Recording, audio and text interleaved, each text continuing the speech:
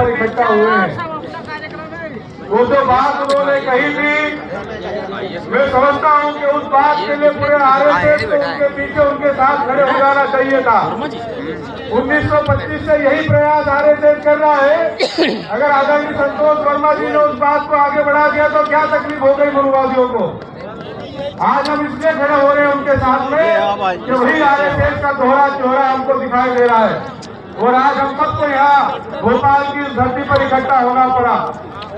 वो जिस प्रकार से संतोष वर्मा साहब के खिलाफ भी सरकार षड्यंत्र करके उनको हटाना चाहती है, हम भी यह बता देना चाहते हैं कि जिस प्रकार से मोहन यादव भी आप हम लोगों के साथ में छल कपट कर रहे हो, षड्यंत्र कर रहे हो, हम समझते हैं। आप लोगों ने ओबीसी की तालियां लूटने के लिए ओबीसी के 13% होल्ड को हटाने की बात तो जरूर कही, क्योंकि आपको पता था कि आपकी कुर्सी हिल रही है।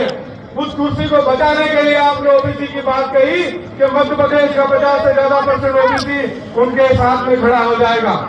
हम इस षड्यंत्र को समझते हैं। जिस प्रकार से मनुवादी व्यवस्था षड्यंत्र करती है, हमको इस बात को समझनी होगी।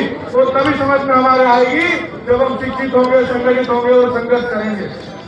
साथियों, हम लोग हमारे अधिकारों की लड़ाई को लड़ रहे हैं। हमारी किसी से व्यक्तिगत कोई लड़ाई नहीं है। हमारे महापुरुषों ने जो आंदोलन को बढ़ाया, तस्वीर तस्वीर नीचे कर ली का काम कर रहे हैं। हम इस देश की डेमोक्रेसी के पिलर पे हमारी हिस्सेदारी, हमारी भागीदारी की बात कर रहे हैं। हमें इस बात को समझने की जरूरत है साथियों कि हमारी लड़ाई किससे है और कैसे है।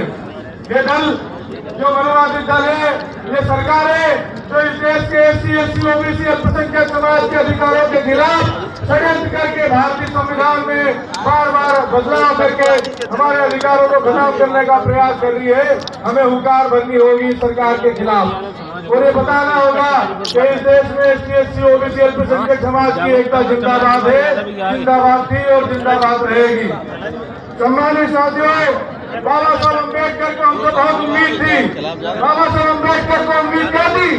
बाबा साहब अम्बेडकर का जन्म 1891 में हुआ, लेकिन जब वो पढ़ लिख करके भारत आए तो इस देश की 21वीं सदी में पैदा होने वाले नौजवान युवाओं से, इस देश की 21वीं सदी में पैदा होने वाले बहुजन समाज से उम्मीद लगाई कि 21वीं सदी हमारी होगी।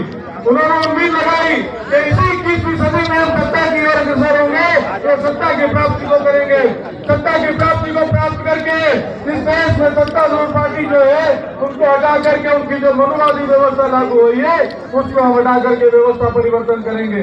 तो बाबा साहब अम्बेडकर को खूब उम्मीद हमसे थी। उस उम्मीद पर खड़ा उतरने के लिए हम सबको काम करना होगा मेरे साथियों। हम सबकी जिम्मेदारी है। हम लोग एक डिमांड कर रहे हैं। हमारे माननीय राष्ट्रीय अध्यक्ष साहब ने, चंद्रशेखर आजाद साहब ने एक डिमांड करी कि हम 13% हटाने की बात नहीं कर रहे। हम ओबीसी को इस देश में आरक्षण जो राजनीतिक आरक्षण को मिलता है वो आरक्षण की बात कर रहे हैं। तो हमें वो भी ध्यान रखना है मेरे साथियों। इस देश की आजादी के लिए हमको लड़ना है। हम सब लोगों की जिम्मेदारी है कि जिसको हमारे साथियों का अधिकार नहीं मिला उनके अधिकारों की लड़ाई हम सबको मिलकर के लड़ना होगी। बहुत बहुत धन्यवाद। जय भीम, जोहार, जिंदाबाद, जय अंकल।